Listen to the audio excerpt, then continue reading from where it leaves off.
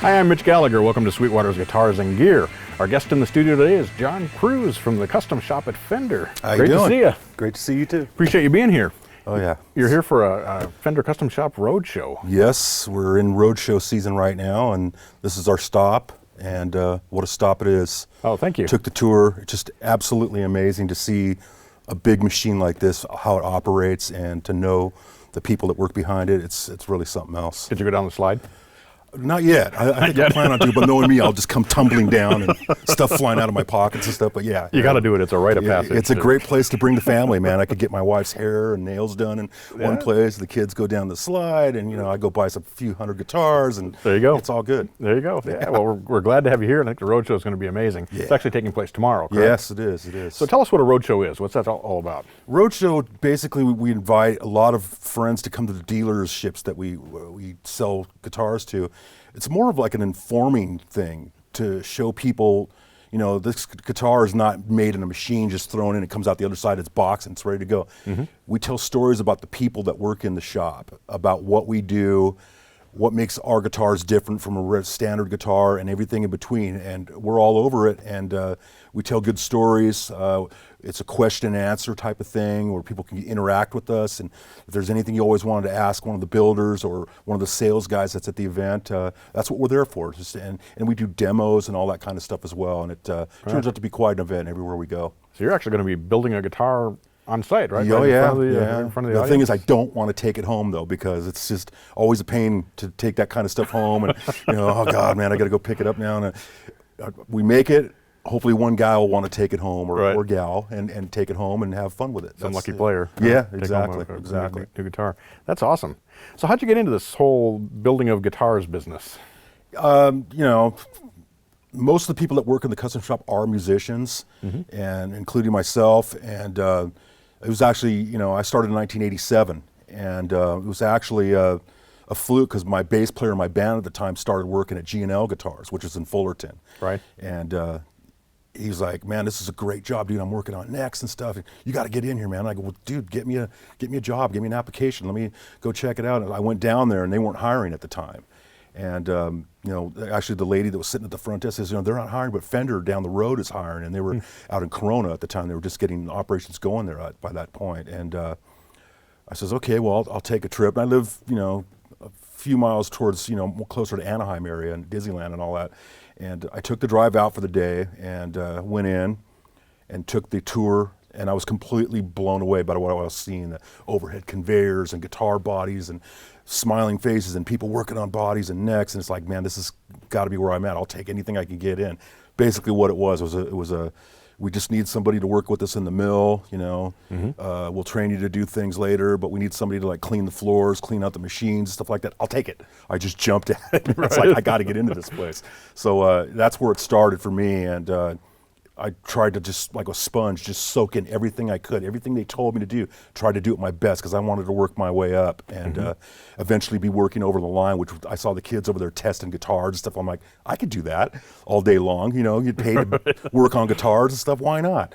And, before that, I was working on my own guitars at home, and I butchered a few of my guitars. It was not good. But, yeah, it was a lot of fun and a good learning experience for me. And I'm just happy to be aboard, man, and it just to kind of work my way up from, the mill to work sanding necks, doing bodies and stuff like that. And I got asked early on to go work with the custom shop when they were getting established in '87. And I turned it down at that point because I didn't feel like I was ready, and more so that I just bought a new car to get me back and forth to work, and I needed full-time hours, and they weren't guaranteeing me that I was even going to have full-time hours. I'm like, well, that's not going to work out, man. I think I'm going to have to pass. I never thought I'd get asked again. I was bummed afterwards, and John Page walked up by and, okay, man, he just kind of walked up, and I'm like, there goes my chance. But I kept on keeping on there and doing the best I could, and my name came up again a couple years later, and he came back and asked me, and I jumped through the hoop, and I says, I'm going. Right. I got to go this time. Yeah, right. Yeah, so it's been quite an experience with the custom shop and work with some of the best people in the world. Right, amazing. So you mentioned you worked on some of your guitars at home before. Do you have a background as a craftsman working with wood or any kind of training or any Well, kind of... the background for me would be from my family painting, automobile painting, my dad in particular. And, all my brothers, we were raised to be sports figures. Everybody played baseball or football, and I was geared towards I want to be a pro football player.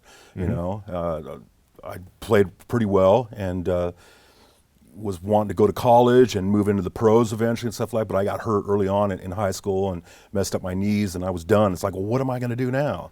You know, and I saw my buddy was playing guitar out in the quad at school, and come on over, man. We were singing like Neil Young songs. Well, I could sing, you know. I was just like throwing this stuff out. Right. I got interested in music, and it was just like, man, this is just like a cool release, and I got to learn how to do this stuff, you know. And bought myself, you know, typical garage sale guitar I bought, and I went home, and it was all stripped and everything. So I took it apart and asked my dad to paint it for me, which he did, and I was mortified on how am I going to put this thing back together, because I took everything apart not thinking that I wouldn't be able to put it back together. And Right. yeah, and I figured it out just looking at this, but it was really interesting for me to see everything that went into the guitar. And it was a cheapy guitar, but see all the wires, how the pickups hooked up, how the controls worked and everything. And I was really interested in that.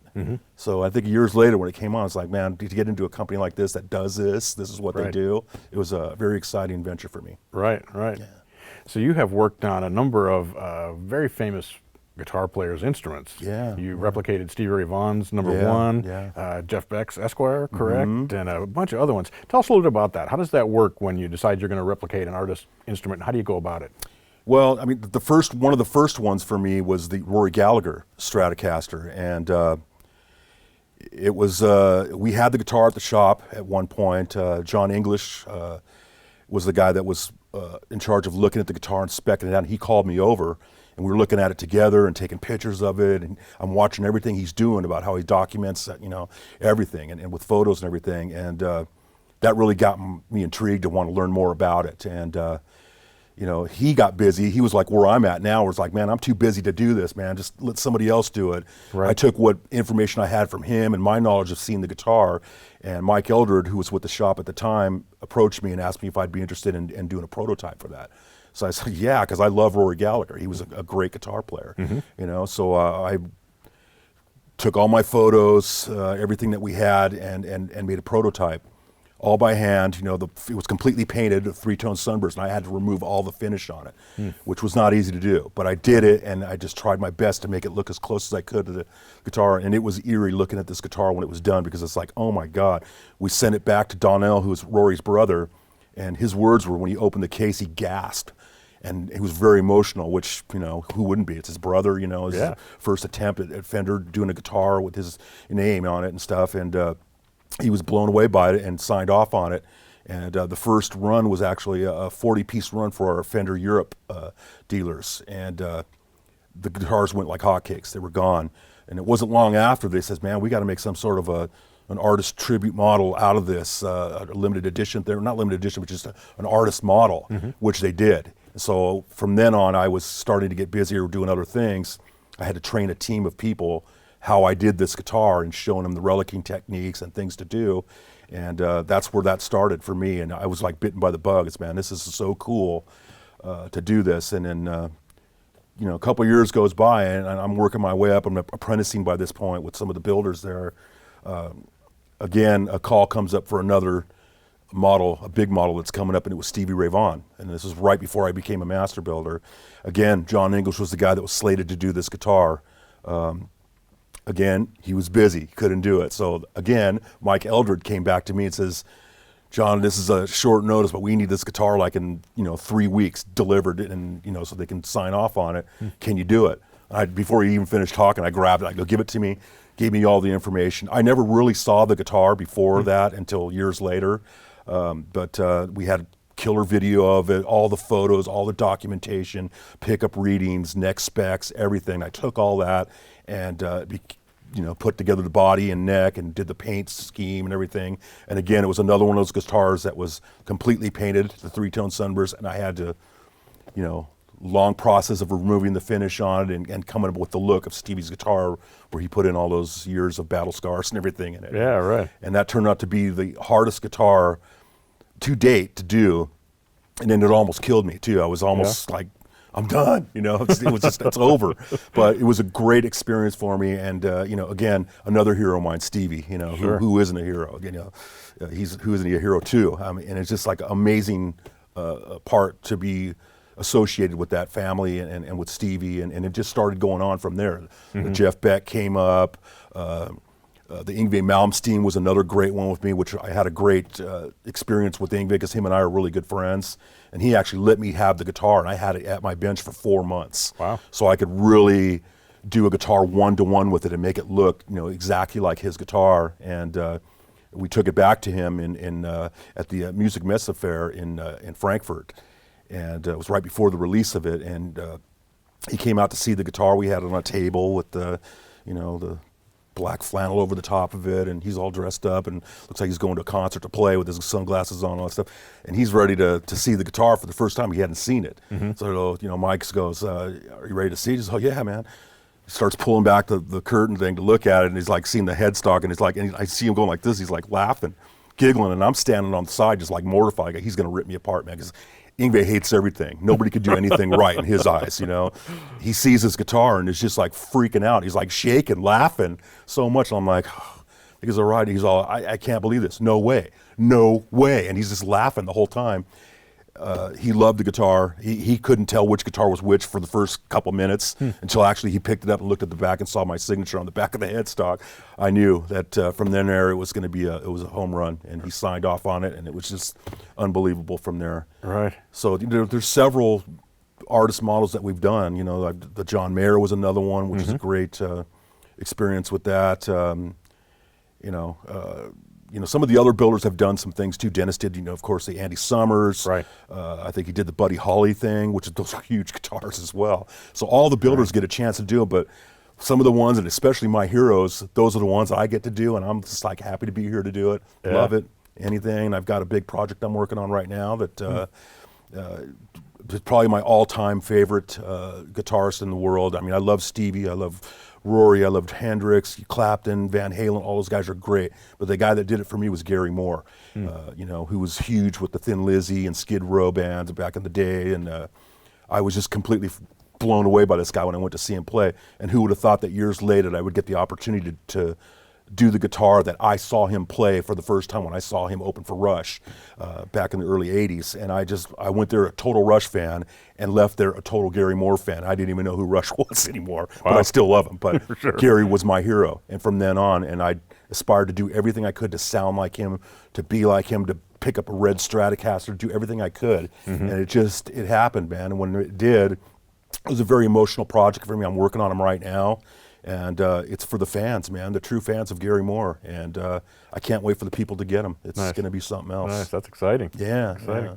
So what's the biggest challenge when you're replicating a guitar like that? Is it finding the right woods? Is it matching the distressing on the guitar? Yeah. The distressing is the key factor to the look of the guitar. The feel, and comes pretty easy. And we all have done enough guitars now that we know that this is a 55-year-old guitar, man. We got to have that feel when the guy picks it up. Yeah, it doesn't feel like a brand new guitar, all sharp and stuff. It's got to be broken in and stuff. So we all have our ways of doing that kind of stuff and replicating looks and paint and missing paint, cigarette burns and bite marks and everything.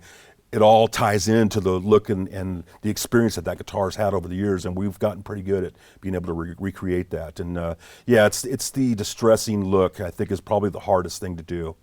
Definitely. All right, so you got to come up with some interesting approaches. Yeah, and we're always learning new ways of doing things. There's no set formula to do it. You do it. I mean, and I work off a lot of photos and video and going to music stores and taking it all in, man, and take a lot of pictures and I always experiment with stuff, new things, Right. It's it's a challenge. It's an art. It's definitely an art to do something like that. Yeah, I imagine so. Yeah.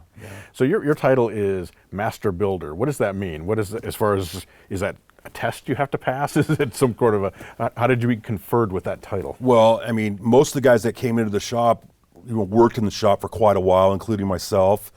You work your way through the ranks, and eventually I got called into an apprenticeship, which most of the builders will have to do that for a while, work with a couple builders, one particular builder or a couple builders, which was my case. That's what happened. I worked with all the greats at the time, which were John English, Fred Stewart, Jay Black, John Suhr, all those guys. I did a little bit of things with them, but John English was the one that I worked closely with the most, and he showed me the ropes on a lot of stuff, so my hat's off to him. I miss him so dearly. He was a great guy. We were really good friends, And it's a thing about working with other builders and learning their traits of what they do, and then they kind of start feeding you guitars to do as like a one-off type of thing, and they'll sell it as a team-built thing or something, just to see what your chops are like. Right. And we got to do those things. I did a couple special projects, and they saw that I had it in me to want to become a builder. And so it was a long process. It wasn't just like that. I'm a builder. You know what I mean? It's not like that ever with anybody. Right.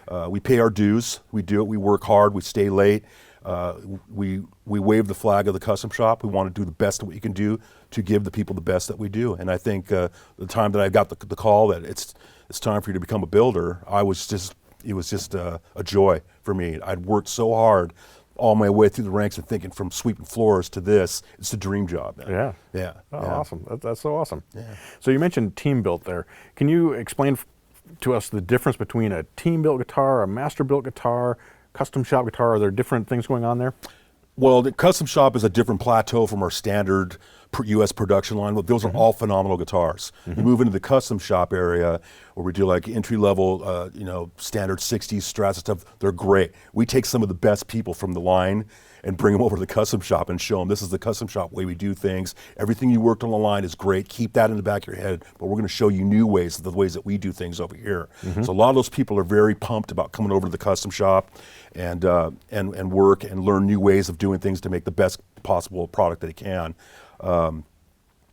Yeah, it's a different plateau from like I says, the regular production guitars are great guitars, but you can tell the difference playing one of their guitars. You come to the custom shop, oh wow, this feels great. The weight, the wood selection, the grain patterns on the neck, the darkness of rosewood or the frets, all the workmanship in those guitars is great, great.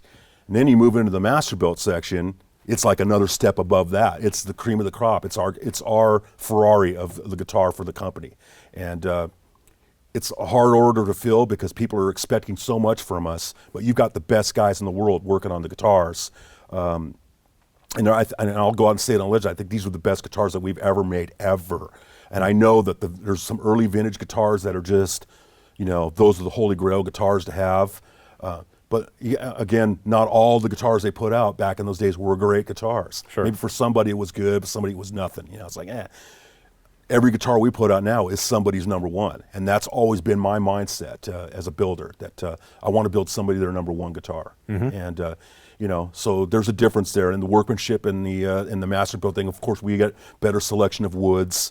A lot of the builders get there early. We go through and rat packs, a bunch of bodies and hide them in our areas and stuff like for future projects and stuff like that. But and it's kind of a competition to see who's going to build what, the best of what for like NAMM and stuff like that. And so it's a great bunch of guys, and you can definitely tell the difference from our team built guitars are great guitars as well. Some of the best builders and assemblers in the world and buffers and everything. But master build is that next level where you've got to get the best of the best and get to work with the customer one-on-one, which is, I think, is a great thing, because when we get an order for a master build, we'll usually make contact with the dealer. Sometimes it'll specify we want to contact the customer, and we can talk to them one-on-one and make them feel a part of the build, which I think is very important. It's part of the experience. Sure. They're paying a lot of money for this guitar, so they want to feel like, hey man, I helped this guy design this guitar, which they did. Yeah. And I think it's a cool thing, and it's it's an added value thing for the guitar, and makes it the guy proud to play that guitar when he gets it, and hopefully come back for another one later. Sure. Yeah. So has there ever been an occasion where you said, no, I'm not going to do that. That guitar just won't work? You run into those kind of things? Sometimes. When it comes down to the end of the month, we're trying to ship guitars and stuff like that. I've had guitars that I didn't feel good about, so I'll stop it right there and have to put it back for another month and start it over again or whatever, 2 months or whatever. And just because I didn't like the look of it or the feel of it or something didn't sound right. It's very rare that happens, but it does happen. It's wood. Yeah. You know what I mean? No two pieces of wood ever sound the same, even though you got 10 guitars in the line, they all look exactly the same. Not one guitar is going to sound exactly like the other one. Right. There's little nuances that change, and that's the characteristics of the wood and the components and the workmanship and everything. So, yeah, and I think that's the mojo of Fender, that we're not one of those companies that just kick out guitars all day long and every one of them feels exactly the same. I think there's a certain mojo that Leo had back in the day, and we embrace that today. We still do that today. Yeah, gone are the days of pin routing and band sawing bodies out. You know, we still do that if somebody does a custom guitar, a really, really custom guitar, they'll do that. But, you know, we're in this age now of using, you know, high-tech tooling and CNC machines, stuff like that, and that helps us get our basic shapes of guitars, but there's still a lot of the original hand sanding and neck shaping and all that stuff. It's done by hand the way Leo did it, and we still use a lot of the same tooling and some of the same machines that Leo used back in the day, and that's another mojo part of the guitar that not a lot of people can say they can do that, you know? But the custom shop, you get that. Right. Yeah. So when someone decides to order a custom shop guitar, what kind of things are they typically asking for? Is it different pickups, a different neck shape, different woods? What kind of things are you seeing? It varies because it's a case-by-case situation. And the beauty about working with master builders is we'll talk to those guys, and I like to ask them, you know, where are you coming from? What kind of music do you listen to? What kind of amp do you play? What do you expect to get out of this guitar? And I want to learn about the person a little bit, and then, okay, tell me what you want. And then he tells me I want this 52 telly, I want 7 1/4 radius, I want vintage frets, but I play like rock, man, hard rock stuff. I go, well, let me add this suggestion to you. Maybe do a flatter radius neck, maybe some larger frets, because you're a bender, obviously you're playing rock, and yeah, I do bend a lot. I said, try this out. And they don't really know. And that's where it goes back to the road shows again. It's a learning experience for people to come out and understand what we do. Right. But when we talk to them, and we can help them make their decision to hone in on the guitar that they want. So that's the experience of getting the guitar that you want out of there, and usually it's a home run when we deal with them and work with them one-on-one. Right. It's so cool to be able to order your guitar, exactly what you want, and get it from somebody like yourself, such an expert. Oh, that's great, man. We appreciate you being here. Oh, anytime, man. We're excited about the road show. I think it's going to be great. I'm definitely going to stop back by and you got to be lusting after a few guitars, I'm sure. There's no way to walk through. There's some great product. I just saw it right now. It was unbelievable. And I brought my guitar, and it's like this big room, and I just started hitting it acoustic, and it just rang. So somebody's going to be really happy, I think, tomorrow if they end up taking that guitar home. If they don't, I'll pack it and take it home. You'll just have to take it back with you. Yeah. Done. Thanks for coming in, John. It's great to see you. Thank you very much. We appreciate it. And thank you for joining me for Sweetwater's Guitars and Gear. I'm Mitch Gallagher.